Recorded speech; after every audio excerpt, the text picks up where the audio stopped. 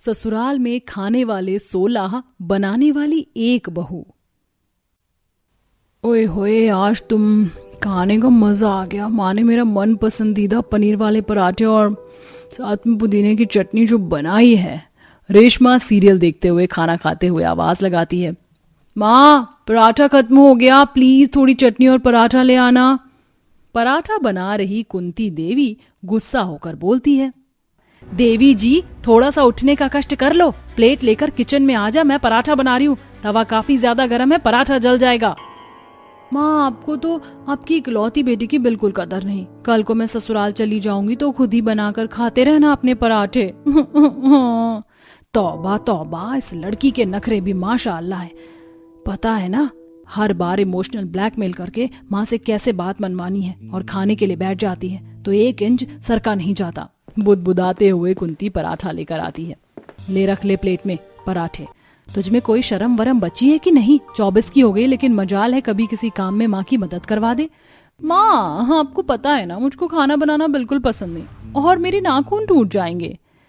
हाँ हाँ, अंडों की तरह नाखून सेती रहना। तेरी अकल ठिकाने तो तेरी सास लगाएगी। भगवान ना करे कल को बड़ा ससुराल मिल गया जहाँ ज्यादा सदस्य हुए तो कैसे गुजारा होगा तेरा। अपनी माँ की कही इस बात को रेशमा हल्के में ले लेती है क्योंकि वह काफी खाओ मिजाज की थी, जिसे खाना तो पसंद था लेकिन खाना बनाना बिल्कुल पसंद नहीं। आखिर कैसे निभाएगी रेशमा अपने ससुराल में एक बहू की जिम्मेदारियां। थोड़े टाइम बाद रेशमा की शादी पप्पू से हो जाती है, जहाँ फिलहाल 6 लोग थे, सास ससुर, 2 नंदे और 2 पति पत्नी। वो खुद छोटा परिवार देखकर ठंडी आह भरते हुए बहू मन में खूब खुश होती है। शुक्र है भगवान जी जो मेरा ससुराल काफी छोटा है, मुझे ज्यादा खाना नहीं बनाना पड़ेगा। आओ आओ बन्नो रानी, ढोलकिया खानदान में तुम्हारा स्वागत है। बहुत बहुत शुक्रिया सासू माँ। Welcome to the family Reshma भाभी। हमारे परिवार में तहे दिल से हम दोनों आपका स्वागत करती हैं भाभी। वैसे अब तो डेली डेली हमें हमारी प्यारी प्यारी नई भाभी के हाथों का टेस्टी टेस्टी नाश्ता खाने को मिलेगा। जी बिल्कुल मेरी प्यारी ननद रानियों, मैं तुम दोनों के लिए खुशी से तुम्हारी पसंद का नाश्ता खाना बनाकर खिलाऊंगी। वैसे मेरे वेलकम के लिए तुम दोनों का दिल से थैंक यू। अरे भाई, अब रात भर बातें ही होती रहेंगी। भाग्यवान बहू बेटे को कमरे में जाने दो। हाँ हाँ, नई दुल्हन तुम भी जाकर शादी की थकावट दूर कर लो। कल तुम्हारी पहली रसोई है, मुंह दिखाई है, 36 काम होंगे। जी मम्मी जी। अगले दिन रेशमा सुबह सुबह उठकर ससुराल वालों के लिए खुशी खुशी पहली रसोई का खाना बनाती है। चलो अच्छा है, सारा खाना टाइम से रेडी हो गया। मटर पुलाव, मिक्स वेज, आलू पूरी, बूंदी रायता और मिठाइयाँ। 6 लोगों के लिए इतना तो काफी रहेगा। एक बार सब्जी का नमक टेस्ट कर लेती हूँ। सब्जी तो बहुत ही दमदार बनी है। वैसे कोई भी चीज थोड़ी बनाओ तो काफी अच्छी बनती है। जैसे ही रेशमा टेबल पर खाना परोसती है तभी उसके जेठ जेठानी अपने दोनों बच्चे लेकर आ जाते हैं।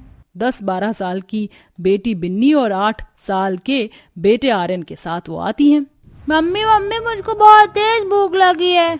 चुप करो आर्यन, मैंने कहा था ना नाना नानू के घर अच्छे से पेट भरकर नाश्ता कर लेना, फिर खाया क्यों नहीं? मैं अभी थकी हुई हूँ, कुछ नहीं बनाऊंगी। अरे बड़ी भाभी आप आ गई। माँ जल्दी आइए, कविता भाभी, सुमित भैया और बच्चे आ गए हैं। तभी पुष्पा कमरे से निकल कर आती है। अरे बहू अच्छा हुआ तू आ गई, बच्चों के बिना घर बहुत सूना सूना लग रहा था। अब समधन जी की तबीयत कैसी है? जी अब माँ बिल्कुल ठीक है सासू माँ। नहीं बहू, आज तुझे तेरी जेठानी से मिलवाती हूँ। दरअसल तेरी जेठानी की माँ की तबीयत बहुत ज्यादा खराब थी तो इसीलिए शादी में शरीक नहीं हो पाई। बहू आजा, बिल्कुल सही टाइम पर आई है। बहू ने पहली रसोई का नाश्ता बनाया, चल साथ मिलकर खाते हैं, नाश्ता ठंडा हो रहा है। इस तरह रेशमा के ससुराल में आधे दर्जन से बढ़कर 10 लोग हो जाते हैं। सारा खाना फैमिली में खत्म हो जाता है। तभी लंबी सी डकार लेते हुए जेठ सुमित तारीफ के पुल बांधता है। वैसे छोटी तेरी किस्मत काफी ज्यादा अच्छी है जो इतना अच्छा खाना बनाने वाली बीवी मिली है। थैंक यू सुमित भैया। वैसे सचमुच तुम्हारा बनाया हुआ खाना बहुत ही जायकेदार है, तो आज से तीनों टाइम का खाना तुम ही बनाना। वैसे इतने सालों से सब लोग मेरे हाथों का खाना खाकर बोर हो चुके हैं। वाह क्या दाव खेली है मेरी तेज तर्रार जेठानी जी ने। बिल्कुल मीठी चूरी है, मीठी मीठी बातें करके तीनों टाइम का खाना बनाना मुझ पर डालकर अपना पल्ला झाड़ लिया। कहाँ 6 लोगों से सीधा 10 जनों का खाना बनाना होगा। सभी के खाने के बाद कुछ नहीं बचता, जिससे मुंह बनाकर रेशमा ब्रेड जैम खाकर बर्तन साफ करने में लग जाती है। अभी तो शाम के 6 बज रहे हैं, आराम से 7-8 बजे डिनर बनाऊंगी, थोड़ा जाकर आराम कर लेती हूँ। जैसे ही बेचारी कमरे में आकर लेटती है तभी ससुराल वालों के शोर शराबा मचाने से सो नहीं पाती है। पूरे घर को मच्छी बाजार बना रखा है। इतना हल्ला गुल्ला मचाया हुआ है कि इंसान 2 पल सो भी नहीं सकता है। रेशमा जैसे ही हॉल में आती तो सोफे का एरिया 16 लोगों से भरा हुआ था। 16 लोगों को देखकर उनके लिए खाना बनाने की बात से बेचारी के मुंह पर पहले ही 12 बज जाते हैं। हे भगवान, अब ये नई शक्लें किसकी हैं? कहीं ये लोग भी मेरे ससुराल में अड्डा जमाने के लिए तो नहीं आए? तभी 70-75 साल की उम्र की बूढ़ी चंपा देवी, जिसके बाल पके हुए थे, रेशमा को बुलाती है। अरे दूर क्यों खड़ी है मेरी पोता बहू? यहाँ अपनी दादिया सास से नहीं मिलेगी? आजा बहू, घबरा क्यों रही है? पुष्पा एक एक करके परिचय करवाती है। बहू, ये मेरी अम्मा जी हैं और तेरी दादिया सास। बाकी ये तेरी चाचिया सास, चाचा ससुर और उनके 3 बच्चे हैं। थोड़े समय के लिए गांव में रहने के लिए गए थे। वो खेती बाड़ी भी देखना होता है ना, तो साल में एक चक्कर लगाना ही पड़ता है। बाकी यहीं साथ साथ रहते हैं हम। वैसे जिज्जी, बहू तो बिल्कुल चांद का टुकड़ा लाई हो, एकदम हूर की परी है। अच्छा ये लो रेशमा बहू, ये कट्टा किचन में ले जाकर खोल दे। इसमें क्या है चाची? इसमें गांव का ताजा ताजा साग तोड़ कर लाए हैं बहू। पूरा ट्रेन में तो कट्टे में बंद था। किचन में ले जाकर हवा लगा दो और आज रात के खाने में मकई की रोटी और सरसों का बथुआ का साग बनाना। 16 लोगों के लिए साग रोटी बनाने की फरमाइश सुनकर रेशमा के सर पर जैसे पहाड़ टूट पड़ता है। आज तो लुटिया डूब ही जाएगी। मैंने जिंदगी में कभी मक्के की रोटी बनाई भी नहीं। आज बनाना भी पड़ रहा है तो एक साथ में 16 लोगों के लिए। आज तो खाना बना बना कर खटिया खड़ी हो जाएगी। बेचारी किचन में आकर साग निकालती है। हे राम जी, इतने सारे साग की छटाई कैसे करूंगी? अकेले ननद और जेठानी को बुला लेती हूँ, मिलजुल कर जल्दी हो जाएगा। ऐसा सोचकर रेशमा उनके पास आती है। तीनों लूडो खेल रही होती हैं।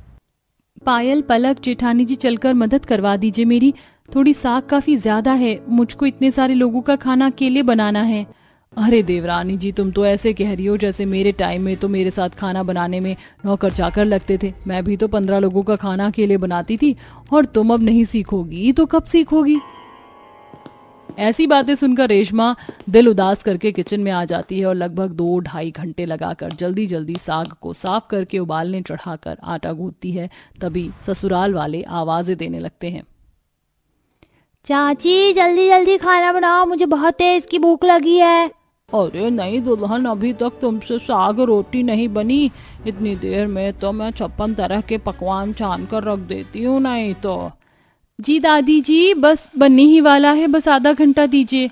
बैठे बैठे सबके सब भाषणबाजी तो ऐसे कर रहे हैं जैसे कि मैं इस घर की बहू नहीं कांताबाई हूँ। कहाँ फंस गई मैं? अगर मुझको पहले पता होता कि मुझको ससुराल में 16-16 लोगों के लिए अकेले खाना बनाना पड़ेगा तो मैं कभी शादी ही नहीं करती। अपने दिल की भावनाओं को बड़े दुख के साथ कहते हुए रेशमा की आंखों से आंसू छलक जाते हैं। तो पहले खाना पकाती है, उसके बाद सबको परोस कर खिलाती है, जिसमें वह थककर चूर हो जाती है। भाई वाह, आज का खाना तो सबसे लाजवाब बना है। बिल्कुल गांव के देसी खाने की याद आ गई। याद है अम्मा, जब मैं छोटा था तो तुम हर सर्दी के मौसम में इसी तरह से सरसों का साग और मकई की रोटी बनाकर खिलाती थी। सब याद है बेटा, मेरे जमाने में तो मैं चूल्हे पर 50-50 लोगों की रोटियां बनाकर खिलाती थी, मगर आजकल की बहू तो 15-16 लोगों का बनाकर खिलाना भी उनको भारी पड़ता है। ऐसा कहते हुए कहीं न कहीं दादिया साथ रेशमा को ताना देती है। बहू, साग रोटी का मतलब साग रोटी नहीं होता, सिर्फ कुछ मीठा भी बनाना होता है। कल के नाश्ते में गाजर का हलवा मीठे में बनाना, और हाँ, नाश्ते में सलाद खाती हूँ तो मेरे लिए शलगम, चुकंदर, खीरे भी काट लाना। एक तो मैं इतनी मेहनत से 16-16 लोगों के लिए खाना बनाकर खिला रही हूँ, इसके बावजूद भी मेरी कमियां निकाल रहे हैं। भलाई का तो जमाना ही नहीं है, इन्हें तो दाल रोटी खिलाना चाहिए। जी दादी जी। हे भगवान, सबसे ज्यादा तो इस दादिया सास ने नाक में दम कर लिया है। नंदे बहाना मारने में माहिर है और जेठानी चुटकी लेने में। इस तरह रेशमा हर दिन परेशानी उठाकर ससुराल के 16 लोगों के लिए खाना बनाकर खिलाती, जिससे एक सुबह से किचन में शुरू होने के बाद रात के 11-12 बजे छूट मिलती है। ऐसे में ना तो वह ठीक ढंग से खा पाती, ना सो पाती, जिससे उसे कमजोरी आ जाती है और वह चक्कर खाकर बेहोश हो जाती है। डॉक्टर की जांच करने के बाद पता चलता है। क्या हुआ डॉक्टरनी साहिबा, हमारी बहू ठीक तो है? देखिए, ये माँ बनने वाली है, लेकिन ये बहुत ज्यादा कमजोर है, इनको बेड रेस्ट की जरूरत है। ऐसे में कोई काम नहीं करना है। ऐसे में खाना बनाने की जिम्मेदारी दोनों नंद और जेठानी को संभालना पड़ता है। उनसे कभी खाना जल जाता तो कभी नमक मसाला उलट पलट हो जाता, जिस पर घर के पति लोग गुस्सा करते हैं। ये कैसा बकवास खाना बनाया है? ये पानी जैसी पतली दाल सब्जी बिल्कुल फीकी है। ऐसा खाना तो अस्पताल के मरीज को दिया जाता है। हाँ तो अगर आपको अच्छा नहीं लग रहा तो होटल से मंगवा कर खा लो। आसान बात है क्या 16 लोगों का खाना बनाना। हाँ पता नहीं भाभी अकेले कैसे बना पाती थी। पलक की बात सबको सोचने पर मजबूर कर देती है और सब आकर उससे माफी मांगते हैं।